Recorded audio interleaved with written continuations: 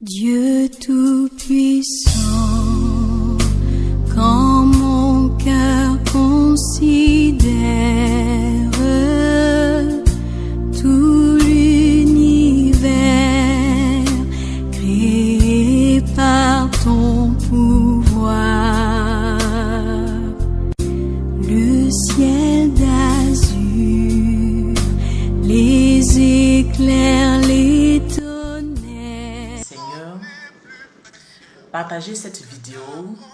Vous êtes en direct de Facebook de ma page officielle Madre Léonie de la Trinité.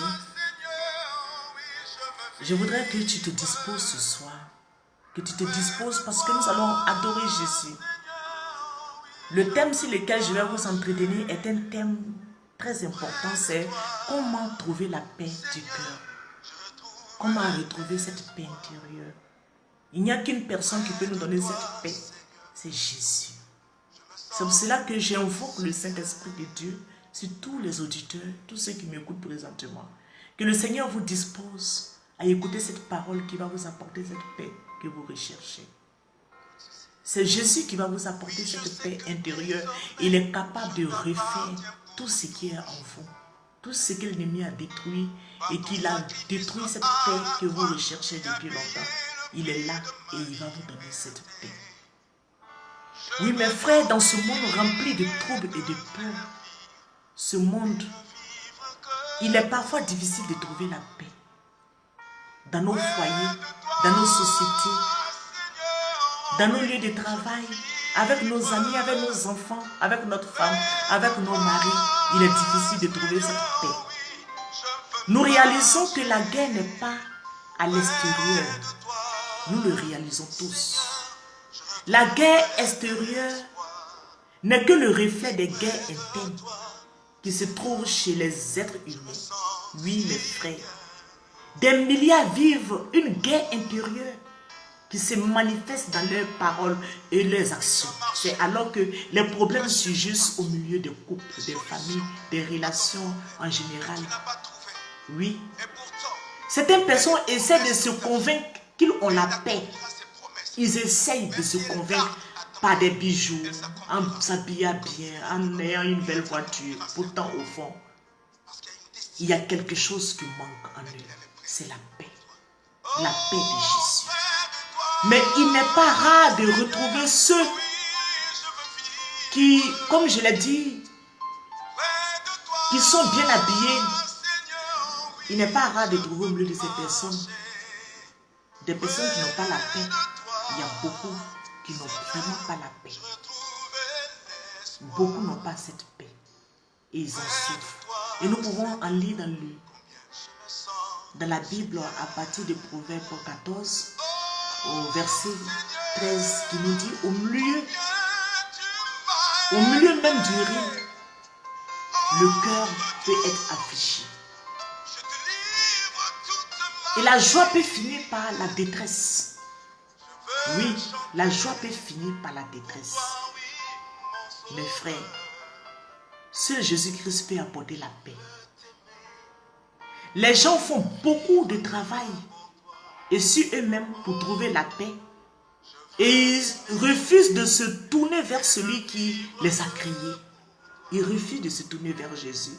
Or, c'est lui qui donne la vraie paix. La paix qui ne finit pas et qui ne trompe pas. On leur dit de respirer fort, d'inspirer et d'expirer pour trouver la paix. Et ils se sentent bien. Mais à peine arrivés à la maison, leur cœur est inquiet et la paix s'en est allée. L'inquiétude ne peut pas nous apporter une minute de vie ou en quelques bienfaits non. Mais l'homme s'inquiète quand même de tout. Il s'inquiète de tout, quand même de tout. Pourquoi? Parce qu'il est esclave.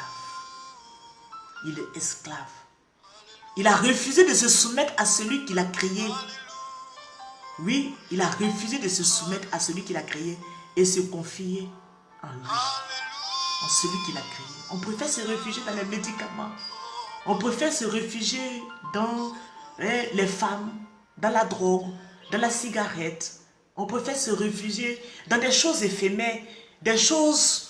Après, quand on est normal, on se pose, mais pourquoi est-ce que si j'ai fait... Pourquoi est-ce que j'ai posé ces genres d'actes? Pourquoi c'est moi qui ai fait ça? Ça ne nous a pas apporté la paix. C'était juste pour un plaisir de quelques minutes. Quand tu n'as pas la paix dans ton foyer, que tu vas au dehors, tu cherches un autre homme. Mais après, tu reviens à la maison, les soucis t'attendent, les difficultés t'attendent. Tu laisses ta femme à la maison, tu vas chercher une autre femme dehors. Mais est-ce que c'est cela qui résout le problème? Tu vas pour te réjouir pour quelque temps. Mais cette paix, elle n'est pas durable. C'est pour juste un temps. La seule personne qui peut te donner la paix, toi qui m'écoutes, c'est Jésus. Ce n'est ni la bière, ce n'est ni la drogue, ce n'est ni les femmes, ce n'est ni les choses de ce monde, les voitures, avoir 10 voitures, 20 voitures, monter dans des avions, visiter tous les pays du monde. Ce n'est pas cela qui va te donner la paix que tu recherches. Ce n'est pas cela qui va combler le vide qui est en toi. Parce que malgré tout cela, il y a ce vide que tu ressens en toi. Et tu as besoin d'une personne pour combler ce vide, c'est Jésus. Aucun homme ne peut te donner la paix. Celui qui peut te donner la paix, c'est Jésus. Mon frère, toi qui m'écoutes, toi qui m'entends ce soir, je t'invite à vraiment te confier à Jésus, à remettre ton âme, tes pensées à Jésus, parce que c'est lui qui peut te donner cette paix que tu recherches, cette paix que tu veux. Il n'y a que Jésus. Jésus et Jésus seul. Jésus dit, je pars, mais je vous laisse la paix. Je pars, je vous laisse la paix. C'est ma paix que je vous donne. Je ne vous la donne pas comme le monde la donne. C'est pourquoi ne soyez pas troublés et n'ayez aucune crainte en votre cœur. Jean 14, verset 27. Jésus dira en pleurant devant Jérusalem. Oui, mes frères, mes sœurs, cherchons Jésus. Cherchons Jésus. Recherchons de tout notre cœur, de toute notre âme. Il a dit, cherchez le royaume des cieux et tout le reste vous serez donné par ce croix. Celui qui a le royaume, celui qui a gagné Jésus, a tout gagné. Celui qui a reçu, a saisi Jésus, a touché même le bout de l'habit de Jésus, c'est-à-dire a touché le cœur de Jésus. Cette personne aura tout, que ce soit la prospérité, que ce soit le mariage, que ce soit la richesse, tu auras tout. Mais il faut que tu aies Jésus lui-même d'abord. Parce que si tu n'as pas Jésus, tout ce que tu auras dans ce monde ne va pas t'apporter la paix. Tu seras toujours en train de pleurer. Parce que le vrai chrétien, même quand il a des difficultés, il a la joie. Le vrai chrétien, même quand il passe par la vallée de la mort, il a toujours cette paix intérieure parce qu'il sait en qui il a mis sa confiance. Il sait en qui il a mis sa foi et il s'attache et il reste serein, imperturbable. Mais celui qui n'a pas Jésus, il cherche à se suicider. Il se dit quoi? Non, je suis venu dans ce monde pour souffrir. Je suis venu dans ce monde, je n'ai pas la paix. Oui, donc je préfère me suicider, je préfère mourir. Non, le vrai chrétien ne tient pas ce genre de langage. Parce qu'il sait qu'il y a une personne qui peut lui donner la paix. C'est Jésus. Mon frère, attache-toi à Jésus. En Jacques 4, verset 1, il dit, d'où viennent les luttes? Et d'où viennent les querelles parmi vous? N'est-ce pas de vos passions qui combattent dans vos familles? Dieu résiste aux orgueilleux, mes frères. Dieu résiste aux orgueilleux. Dieu résiste aux orgueilleux. Écoute-moi bien. Mais il faut faire grâce. Il fait grâce aux humbles. Il fait grâce aux humbles. Il faut être humble dans la vie. Il y a des gens, ils n'ont rien. Ils sont rien. Mais tu les vois, il y a l'orgueil en eux. Souvent même, ils n'ont pas certaines choses, mais ils font croire aux gens qu'ils ont tout. Pourtant, en réalité, ils sont malheureux. Je t'invite dans ma page ce soir, à travers cette page, d'ouvrir ton cœur à Jésus. Je t'en supplie. Il est prêt à changer ta situation. Il est prêt à faire quelque chose de grand dans ta vie. Mais il a besoin de quelque chose que tu acceptes qu'il répande sa paix dans ton cœur. Si nous n'avons pas la paix dans nos cœurs, la Côte d'Ivoire ne peut pas avoir la paix. Pour qu'il y ait la paix dans notre pays, il faut que ça commence dans les cœurs. Il faut que nos cœurs soient guéris. Il faut que nos cœurs soient pensés. Mais celui qui va guérir nos cœurs, c'est Jésus de Nazareth. Donc pour avoir la paix, il faut être humble. Pour avoir la paix, il faut l'humilité. Il faut être humble. Je vous l'assure, mes frères. Comme je l'ai dit, Dieu, vous recevrez la paix de Dieu. Il faut s'humilier devant Dieu. C'est pour ça que je dis il faut avoir l'humilité. Il faut s'humilier devant Dieu. Oublie ta place de DG, ta place de ministre, ta place de quoi. Oublie ça. Humilie-toi devant le roi des rois. Donc pour avoir cette paix, je vous exhorte à l'humilité. Il faut vraiment avoir l'humilité. Il faut s'humilier devant Dieu et faire mourir nos passions intérieures. Le fils prodige a dépensé tout l'argent de son héritage, n'est-ce pas? Pour finir quoi? Par désirer la nourriture du porc. Il a laissé la richesse. Il est parti. Il a pris son héritage, il est parti quelque part. Il allait dilapider.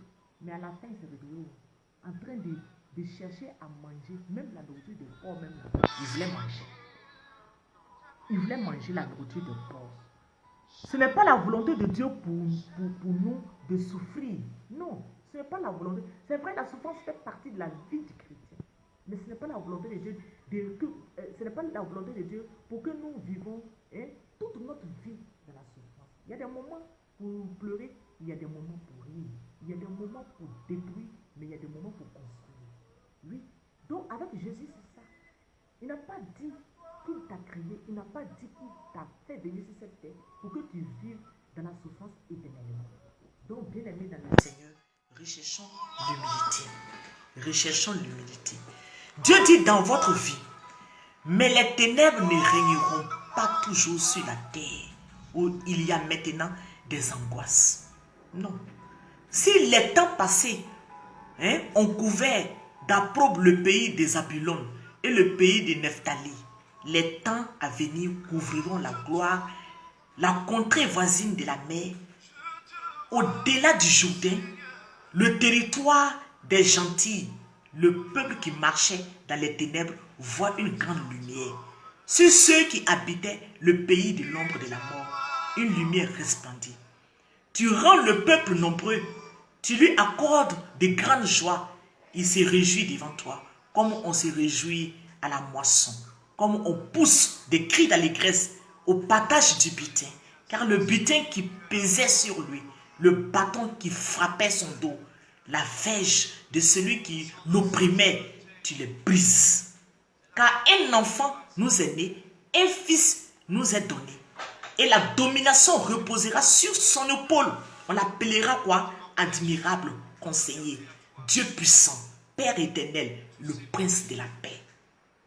Alors aujourd'hui, ne vous inquiétez de rien, mais tournez-vous vers Dieu. Étant justifié par votre foi en Jésus-Christ, vous avez la paix avec Dieu. Et en toute chose, lorsque le trouble veut vous envahir, faites connaître vos besoins à Dieu par quoi? Des prières et des supplications, avec des actions de grâce. Et la paix de Dieu, qui surpasse toute intelligence, gardera votre cœur et vos pensées en Jésus-Christ. Pratiquez la parole de Dieu et le Dieu de paix sera avec vous. Jésus est venu pour vous annoncer la paix.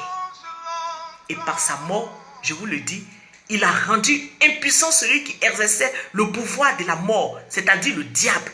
Il a rendu le diable impuissant par sa mort. Il a promis la délivrance à tous ceux que la peur de la mort retenait toute leur vie dans l'esclavage. Aujourd'hui, je déclare sur tous ceux qui m'écoutent, je déclare la paix de Jésus dans votre cœur. Je déclare la paix de Jésus dans votre foyer. Je déclare la paix de Jésus dans votre foyer.